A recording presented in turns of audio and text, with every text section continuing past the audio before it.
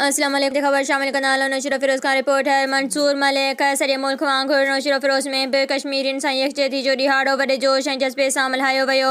Deputy commissioner नौशर Firoz जी office अॻियां deputy commissioner Shahzeb Sheikh जी अॻुवाणी में तक़रीब कोठाई वई। उन मौक़े ते 1 मिंट जी ख़ामोशी इख़्तियार कई वई। उन मौक़े ते additional deputy commissioner Syed Ammar Hussain, DHO director Asadullah Kalhoro, DHO education Hizbullah Korejo ऐं ॿियनि खातनि जे आफ़ीसरनि ऐं मुलाज़िमनि शिरकत कई। उन मौक़े ते डिप्टी कमिश्नर ऑफिस खां प्रेस क्लब ताईं रैली कढी वई। रैली जी पुॼाणी ते पंहिंजे ख़िताब में डिप्टी कमिश्नर शाहज़ेब शेख चयो त असां अॼु उहो अहद करे रहिया आहियूं त असां हर फ़ॉर्म ते पंहिंजे कश्मीरियुनि भाइरनि सां गॾु आहियूं। कश्मीर में भारतीय ज़ुल्मनि जी सख़्त लफ़्ज़नि में मज़म्मत करियूं था। असां आलमी क़ौमुनि खां मुतालबो था करियूं त हू फ़ौरी तौर ते कश्मीरियुनि सां ज़ुल्म बंदि कनि। वालारियल कश्मीर में भारत जा ज़ुल्म बंदि कया वञनि ऐं कश्मीरी अवाम खे वोट जे हक़ ज़रिए आज़ादी सां जीअण जो हक़ ॾिनो वञे।